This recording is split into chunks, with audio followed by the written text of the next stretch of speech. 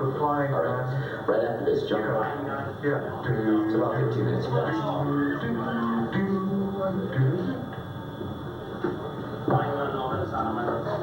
I'm glad you guys are here, because half an hour ago, it looked like the House of Wax with Vincent Price. Tom was over there melting, you know. Well, I'm going to learn American Sign Language so I can bark orders at deaf people. Because I'm the wrong hero. I don't want to leave any segment of the market untouched by my total market penetration scheme. I can see Tom's already yawning. All right, get to the gist of it already. All right. Just 5 words. God is in the details. God is in the details. He's been in there for 20 minutes, and I want him to get out of there because I got to get in there now. Now I'd like to do a song for you because this is a blues jam, and we were doing our psychedelic smorgasbord with the Ventures and earlier on, but you missed that. It's a song called Up in Heaven. It's the year 15 because that's how long it's been since Elvis died. Actually, I don't have any song to that. I hate Elvis. That's just the title. But I do have another song. It's the archetypal country and western song. It's called Drunk, Fired, Broke, Single White American. That's all I have to my name is my name. I got the blues version too. Drunk, Fired, Broke, Single Black American. Thank you. You know, the dating scene's hard. I'm going to do this stupid standard comic shtick about the dating scene now, okay? Just to rivet your attention on just sexual matters. Like, I said to my girlfriend, I'm going to take you away from all this to somewhere far worse. You know, we put up with a lot from women, you know? 18 hours a day. We're on call 24 hours a day when we have girlfriends. Is this not true? But the only alternative is dating women who are older than you and desperate. I went out with a woman who was so old, we weren't dating. We were carbon dating. Oompa, thank you. I come from the Motor City. Not Detroit, a city made out of a gigantic motor. I live near the piston. We got pissed on a lot. Anyway, I'd like to tell you something. I've also been to Mars, and there is no life on Mars. I killed them all for being too warlike. Okay? And I had a job writing children's books too. But I got fired for my masterpiece, Winnie the Shit. Oh good, one laugh. Well, just remember, every time it rains, a policeman is beating his wife. Hell, for that matter, every time it doesn't rain. And so for the remaining 30 seconds that I have, I'd like to talk about J. Edgar Hoover. There were some startling revelations in today's Boston Globe. Startling! You mean he was a transvestite? He had homosexual inclinations? Clyde Tolson was his punk? I didn't know all this stuff. Gee, this is all news to me. He told Lyndon Johnson about JFK's running around and Lyndon like had it as a pointed gun at JFK's head. Make me vice president. I'm going to tell him about that time he went out with that German spy. All this stuff, woo, it's a lot. But you know something? Now that J. Edgar is no longer an American hero, they're going to have to get rid of the crime dog. And they're also going to have to get rid of me. Because this guy, is that your hair or a beret, sir? I can't tell. It sort of looks like it's melded to your head. You see how I'm spritzing poison at the people who are ignoring me? Is this wonderful? Oh, now there's 2 of them. What is this, feeding time at the Philadelphia Zoo? Look at them. They're like little birds. You know, one of those little things you have in the backseat of your car. It like dips its beak in water, you know? It's like, you know, instead of having those little birds in the backseat of your car, why don't you just get a big bumper sticker that says, Fuddy Duddy, run me off the road. I have kids, you know? I'm too weak to fight. Well, I'm too weak to fight. And besides, I don't have to talk to you. I've spoken to a crowd of 4,000. Okay, it was an anthill. Still, 4,000. When they didn't laugh, I crushed them. And that's what I'm going to do to you next time. But for now, I'm gone. This is great. This guy's still talking. Isn't this wonderful? You know, you musicians don't have this. You don't have to deal with this, you know, because the bass player just turns up and all of a sudden it's like, blah, blah, blah, blah. but I can't do that. I don't have bass strings, you know. My fingers aren't gnarled and knobby from plucking away at gigantic pieces of wire for 18 hours at a stretch. Well, anyway, okay, I'm going to leave it to the real musicians because all I am is some guy out there talking. Look at this is wonderful. Like, oh, okay, that's the key of G. All you do is put your finger on the last string and then two frets down. See, that's G. You can play it to A to life now. Oh, key of A, 2 more fingers, one up there, one down there. There you go, G and A. You can play Buddy Holly now. Hey, rolling D, you got the entire Beatles repertoire to boot. Yeah. Oh yeah. Well, you know, rock and roll is just capitalism in 1-4-5. And what it's really saying is, consume, consume, consume, consume, fornicate, fornicate, die, die, die, die, die. And now I'm dying. Goodbye.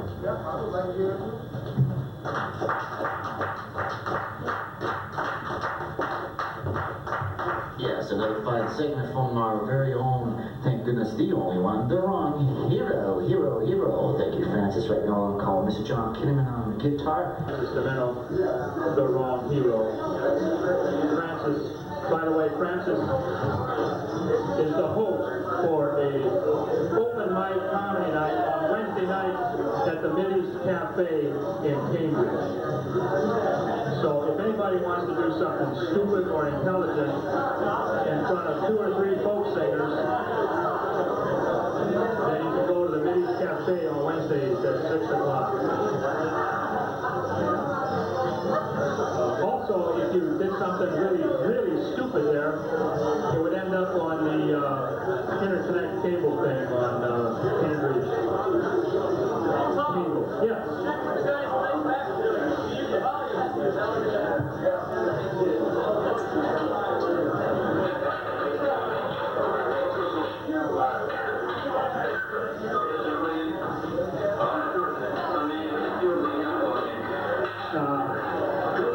So the next person going to be up here will be Francis DiMenno as the wrong hero.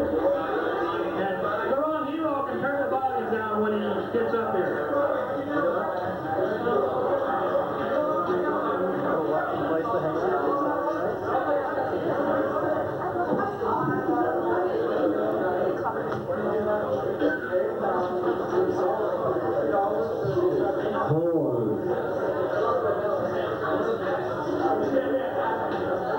Hello,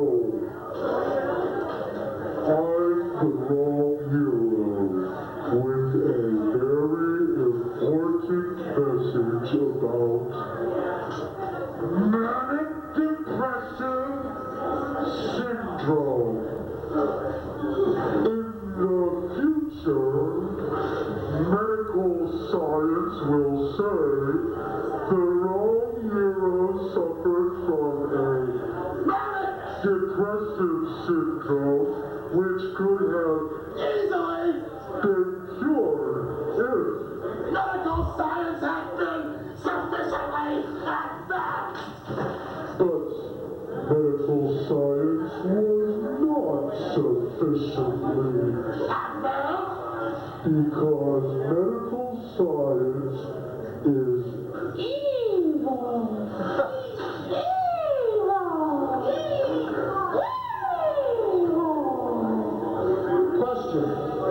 Is there anybody here who is an artist? Yeah! Is there anybody here who is not an artist? Yeah! Do you have the artistic temperament? Yeah! Well, you know, sometimes we sit around thinking, gee, wouldn't it be really great, would it be really groovy if, I know you kids use this language, if all of our world leaders had the artistic temperament? But think of this, the last world leader who had the artistic temperament was that little old sign painter, wallpaper hanger, and portrait maker, Adolf Hitler. And so, what happened was something like this. So, you do not like my drawing of the cathedral? All gypsies report to the town square at once. That, my friends, is the artistic temperament. Well, I can see that I am beginning to bore you. So I would like to do my impression of a speedometer.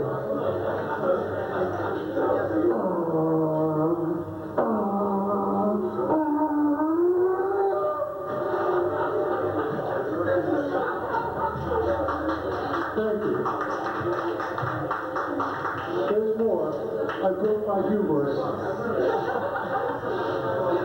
This is an astronaut during re-entry.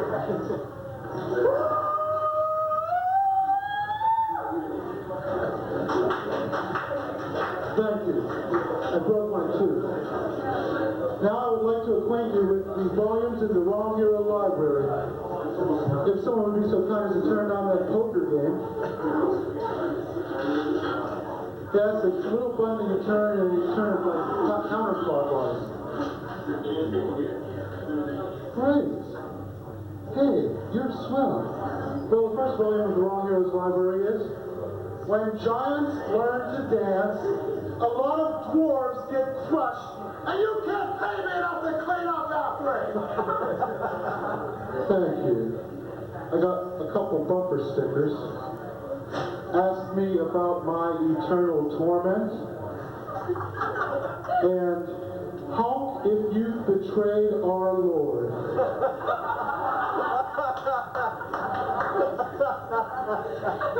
I have a hard time holding down a job. I have a hard time getting a job. Maybe it's because of my resume. My resume reads something like this. I am the wrong hero, and this is my resume. It's mine, do you hear me? Mine! Get your filthy hands off of it, you greasy earth monkey! For I have seen you lurking behind the file cabinets, fondling huge bags of potato chips with a big googly-eyed owl on the front wrapper. I have seen you in the men's bathroom, fondling greasy French fries. It's my resume. I spent $20 putting it on clean colored paper. Get your filthy hands off of it! At once. Now, when a policeman stops me, I like to play a little game. It's called Nice Victim, Mean Victim. And it goes something like this. Say, what's a police superintendent like you doing patrolling the beat, Captain? You were doing 70 miles an hour. Well, I was pretending that the accelerator was a policeman's head because I was sucking on a cube of LSD and I wanted to get home before I melted. Officer Coffee and Donuts, sitting in a Dunkin' Donuts at 4 in the morning kicking your ass! Sir? At first he said, "We'll let it go this time. Don't let it happen again." And now to conclude my show, I would like to tell 3 riddles. 1. Why do clowns have big feet? That's so they can stay up when the wrong hero punches them. The second riddle. Why do the wrong heroes' earth slaves whistle? That is to keep them from eating the little cranberries out of my cranberry muffins in the morning. And the third riddle. Why did the chicken cross the road? Well, no. And not to see Sam Peckinpah either. No, the chicken crossed to the other side of the road to escape from the hideous meatpacking industry which takes animal flesh and markets it for commercial profit. That's why. Thank you. Say, I'd like to do a remake of The Odd Couple with Herbert Hoover and Clyde Tolson. You heard about that, didn't you? Hey, Lincoln, John F. Kennedy is a womanizer. You're a fake war hero. He's a real one. Well, I'm going to use that information and put a little dent in his farm, that's for sure. That John F. Kennedys have been getting my hair for too long. I remember President 1956, you know. And you know something? I want to want too to work for that Al Stevenson, that queer crypto-connie clown up there. Now, what are you going to tell me there, John? Oh, please, call me Edgar, and I'll call you Linda. Oh, thank you, that's right good, Edgar. Well, Edgar, just tell me one thing. Where do you get them little hats with the little dents in the side? I want to get me one, too, for my little day this morning. Well, actually, Linda, I was here to discuss something very important. There has been some talk of replacing me as the director of the FBI. Well, son, if you make me president, I'll tell you what I'm going to do. You can be dictator for life for all I care. I'm the wrong hero. And you are beginning to bore me, especially you over there. It's time to split some poison into the corner over here. Okay, that'll do. You are beginning to bore me because you make me nervous.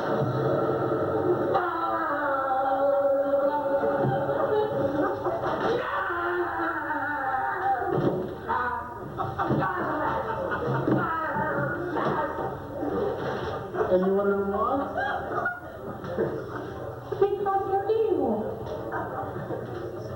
Because you're evil.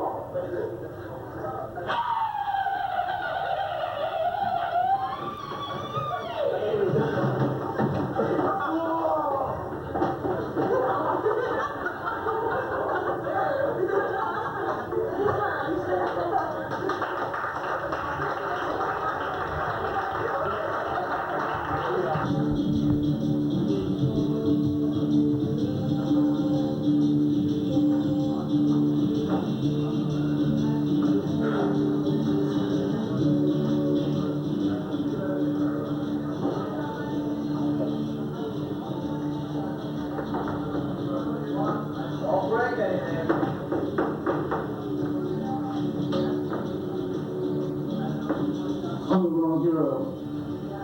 And this is my history of America. It starts out with this line. I am a patriot. I pretend to be a soldier so I can smoke in hospitals. Because I am a patriot.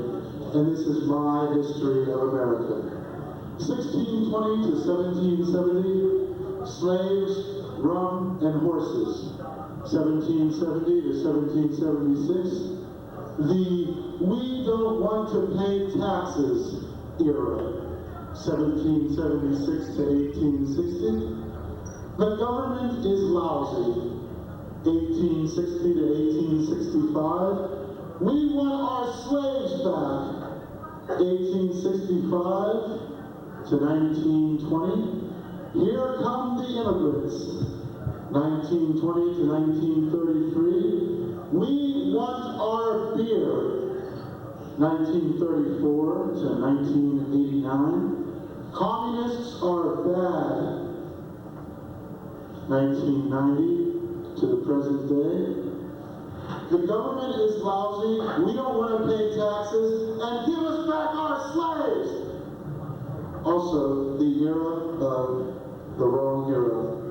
Because unlike other superheroes you may have encountered, the wrong hero doesn't stand for truth, justice, and the American way. The wrong hero stands for lies, injustice, and the Trilateral Commission. Lies, injustice, and the Trilateral Commission.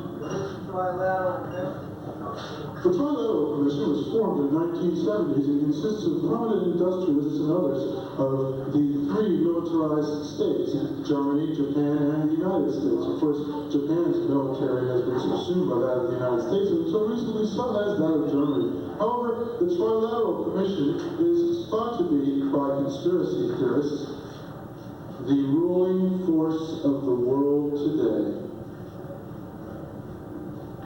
You're the head of that? I'm the head of that because, and you may have read some of my campaign literature, die, die, die, you're evil, and shut up, God, shut up. You may have even seen my tract. It's called Censor Me, I'm mediocre. How else am I going to be famous?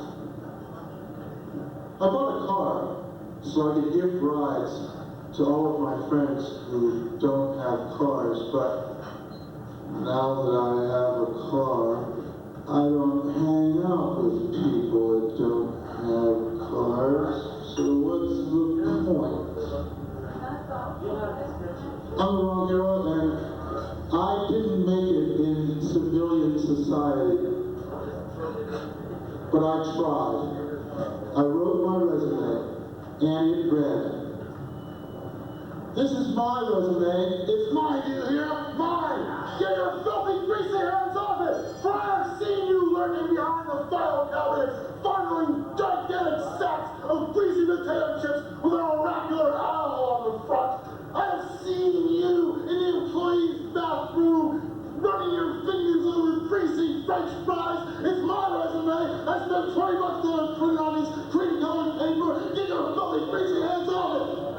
Yeah. And now, a riddle. Why did the chicken cross the road? Because he wanted to discourage Americans from eating meat and contributing to the traffic in animal flesh, which is a gigantic Now here's another riddle. How do you know you've had a successful party? Well, it's very simple. Multiply the number of intoxicated persons who have fallen asleep on your floor by the number of people who threw up on your nitrous oxide tank. Divide that by the number of patrons. There'd be nobody. Yes, at the party I gave, that would be a big fat 1. Thank you for supplying me with the all-important punchline. Otherwise, this story would be purposeless and have no meaning. It would consist of mere cant and rhetoric, but with the punchline. It would be compatible with the rest of it. Thank you. It's ought. Some of you might recognize me. I'm the bad Samaritan. Who do you think beat up that traveler in the first place? In fact, I used to go around ancient Judea, hitting travelers in cowls on the head with knobby sticks so that my brother, the good Samaritan, could go by and rescue him and get all the credit. But if it weren't for me, where would he be at, man? You always need a bad Samaritan.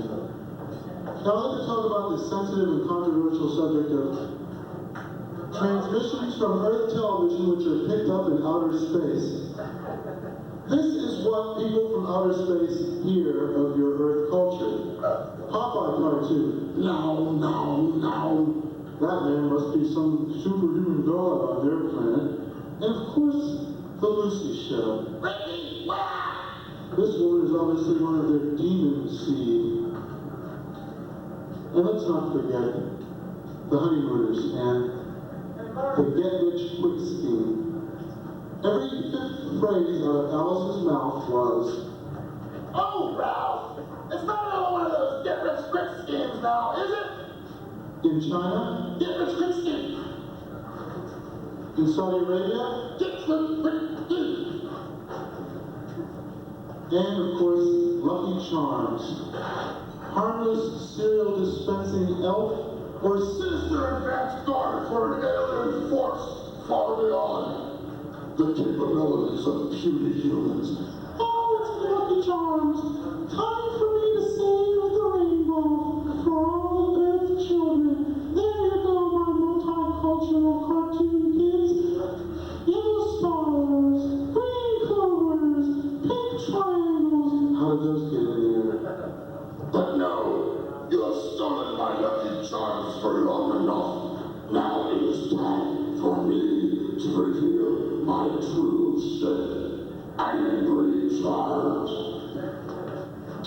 Merciful stars, the planet will freeze.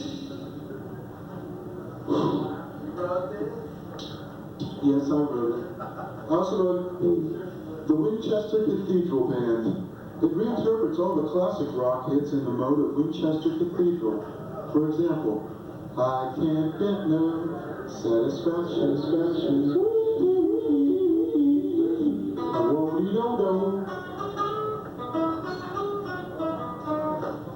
People say, Wrong Hero, why are you so negative? What do you like, Wrong Hero? What do you like, besides strangers handing you bottles of beverages on stage? What do you like? Somebody gave you class, get that on stage. I think it's one enough. You're gonna make problems here. That's my role in life. Well, I like to go. I like to go to the repair shop because I got a license plate to read sucker. And when you see me walking that store, all the mechanics' tongues hanging out like this. Look, there's sucker. There's sucker. I want to give sucker an oil change. Hey, you take care of sucker. Be sure to charge him no less than $200 now. I'm sure you can find something wrong. Here's a ball peen hammer. Put a little hole in his windshield while he's out kissing it back. Because he's sucker. Yes, and I like to go grocery shopping, but the supermarket I go to is Supermarket. Shirted and shaven pictures will not be admitted. Condoms, aisle 3, 4, and 5. Inflatable love dolls, aisles 7 and 9. Atomic waste, aisle 15. Caged gorillas, no man can be without one. Aisle 1. In a man's supermarket. And I like to go to the stamp window in the post office and say, see this sign of the beast here on my forehead? You think you could touch up the last 6 over there? It's kind of fake a little bit. I like gardening, taking care of baby, and creating mutant strains of DNA. Not necessarily in that order, or all at the same time. And I like to gamble. And I'm not compulsive, but the next day, I always go to church just to cover my bets with God. I like to go to church and fish. Hooked the communion wafer from 30 yards. It was in the communicant's mouth at the time, but they forgave me because they were Christians. And that's what they're built to do. And I like to go to the Museum of Fine Arts in Boston, but sometimes the guard makes me leave my sword at the door so I'm not tempted to put the sign of Zorro into the Picassos. I can't make head or tail of this. There, now it looks better. I don't like to hug and kiss unless there's somebody there.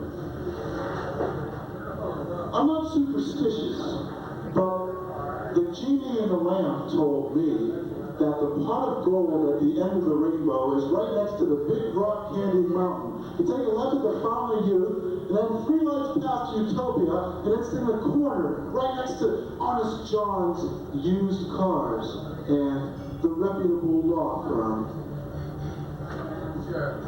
Sure.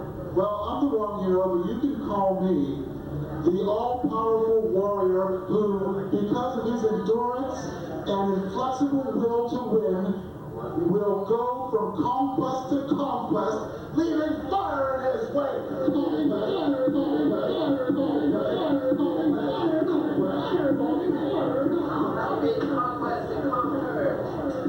I'm the wrong hero, and I don't like the death penalty. I think we should call it something nice, like harvesting the psychopaths or putting the killers to sleep. Oh, and by the way, Ross Perot is Kilroy. I finally figured it out. And now it's time for the Wrong Hero's pop culture segment of his History of America. For where would we be without shows like All in the Family, which is basically, now you've got to admit it, just the honeymooners for bigots. Isn't it? I mean, instead of calling all the sewer worker, Archie gets to bash kites. Wonderful. Forms of prejudice that hadn't even existed when the show started came into being because of Carol O'Connor. There were no widespread pogroms against American Indians until Archie weighed in on the subject. And answering machines. I have an answering machine. It says, "You have reached the sound of death. At the tone, you will be sacrificed, for you have dared to disturb the slumber of the Supreme One." Supreme One. Well, it ain't Diana Ross. You know, back in the 1900s, people used to roll down Niagara Falls in a barrel. But here in the 20th century, we just send astronauts up into outer space. I like to do my impression of an astronaut during re-entry.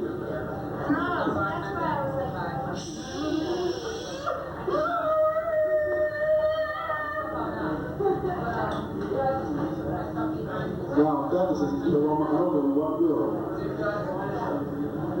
Okay, more pain and mutilation coming up in a moment. Okay, this is a speedometer.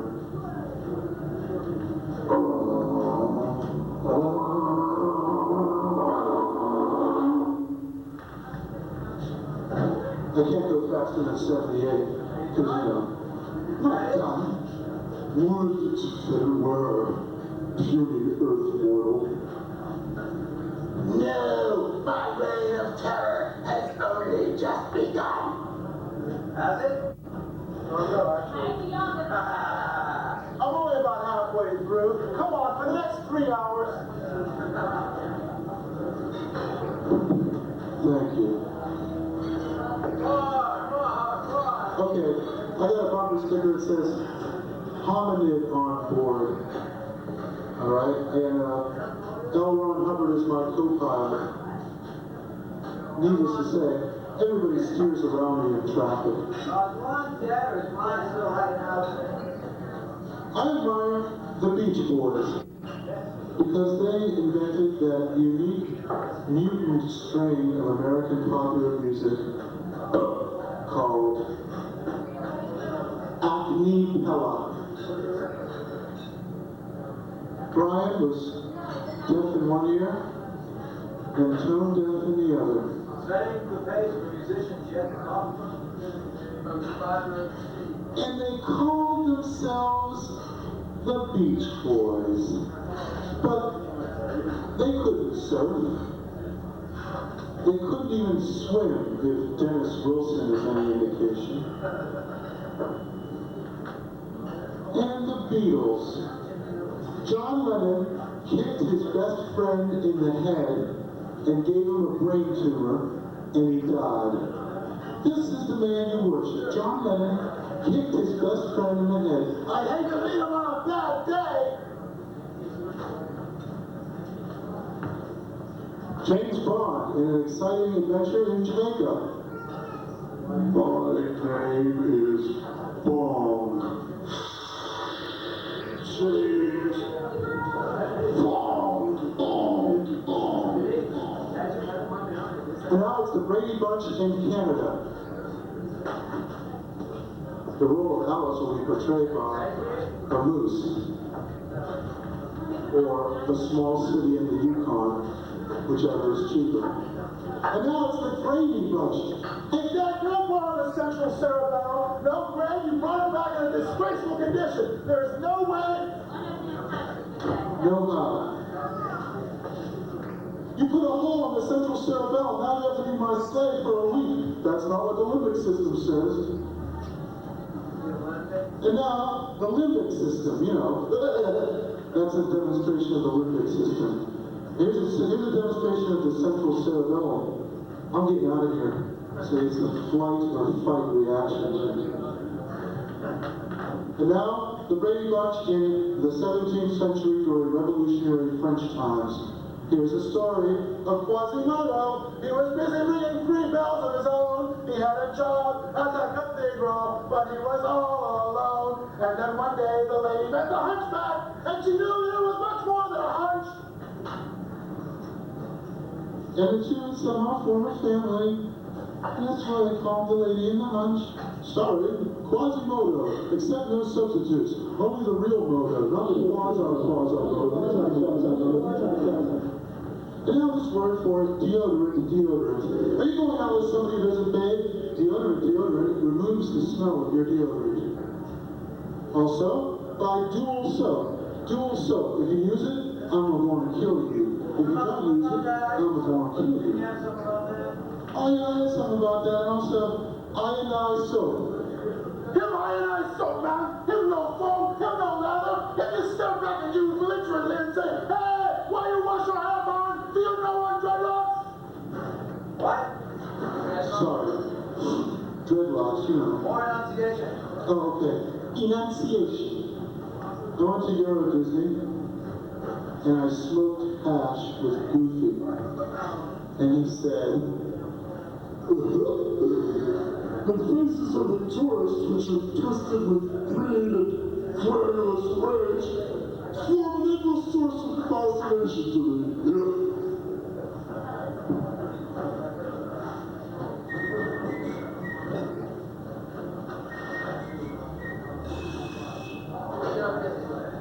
Chopin. The Chopin you are about to hear is real. Only the certain chords in the composition have been changed to protect us against liability for copyright. The story you're about to hear is true. Only the names of the sick, twisted, evil forensic pathologists who spend their days embracing dead bodies, looking for clues for our police state to hunt down. The sociopath. Thank you. I just had to get that off my chest. And what about Bob Dylan? As long as we're in pop culture, are there any Bob Dylan fans? Yes, I remember you booed him at Newport. Well, Bob Dylan is mean, he's lazy, and he taught the Beatles how to smoke marijuana, and those are his good qualities. Some people like to sit in front of a roaring fireplace. They think that it makes them wealthy. Me, when I want that feeling of tar and creosote in my lungs, I just inhale a whole pack of Luckies all at once. That way, at least I get a decent-sized buzz off it, and there's none of the expense of coming up with actual logs from real forests. Yes, I'm environmentally cautious. I like to go to Grateful Dead concerts. I like the feeling of community. I like the police helicopters 60 feet over my head, the men with bullhorns warning me that I better not move or I'll get my head blown off. 10 more minutes. Thank you. 10 minutes it is. Did you ever think of practicing sign language? Well, I wasn't very good at math. Didn't even pass the algebra, so don't ask me to do trigonometry again. Sign language. Okay. Go sign language. Thank you. I like to chew gum at work because the clenching together of my jaws tells employers one important thing about me. Junkie. Junkie. Junkie. Junkie. So, I like to chew gum at work. And I like to watch old episodes of the beloved comedy show Laughing. Laughing. A hallucinogenic trip for lazy drunks. My favorite show.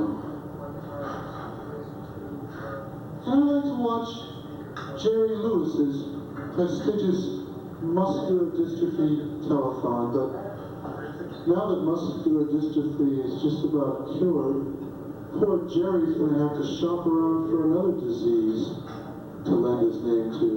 Maybe Percodan addiction or wife beating would suit him. And now, the wrong hero would like to present Mayberry 2000. Oh, Abby!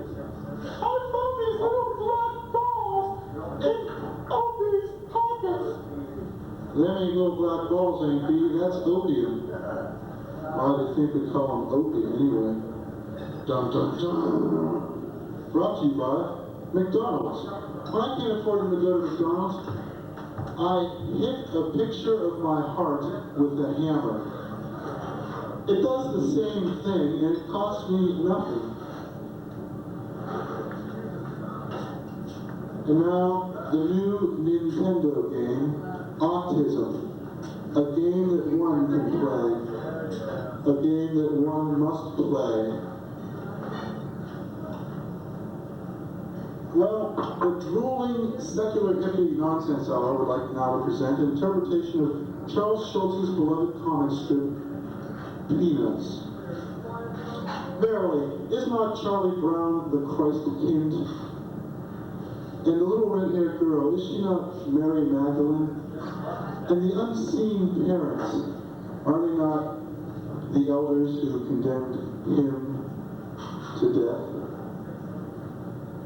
Maybe not, because there's no loaves and fishes anywhere in the Charlie Brown canon. It's recent. I haven't been reading it much lately. And now, the Prez dispensers. Collect all 42. George Washington, he dispenses wooden teeth.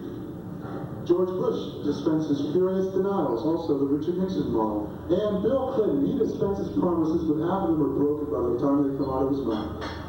Only with the Prez dispenser. Look for a Teddy Roosevelt environmentally conscious flavor crystals Prez dispenser too. Well, the wrong hero. You've been a fair to adequate audience. I'm winding down just a little bit. I have about 5 more minutes. I want to talk about penguins. They are a part of America's popular culture. Who has not rejoiced at the sign of the cool penguin in the front plate glass of dairy stores? Who has not witnessed the antics of Bert Breathitt's beloved Opus in the strip Outlander? Perhaps suppressed a small chuckle. But I hate penguins! Penguins are stupid, smelly little rat birds! They walk like this, they sort of struggle. And they stole my tuxedo. Get out of my face, fish breath. That's what I say when I see penguins. Does anybody hate the Rolling Stones?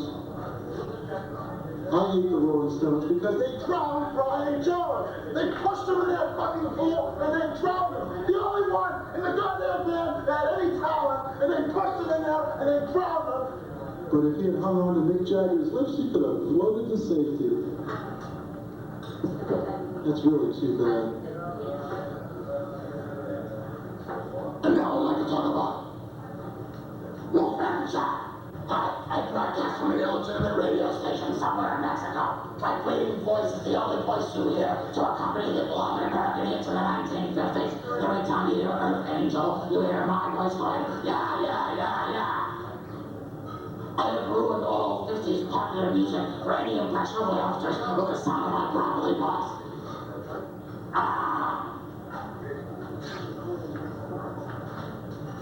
And now my sensitive award-winning impression of Bruce Springsteen as Rush. Who'd you say you are? I'm Bruce Springsteen, baby.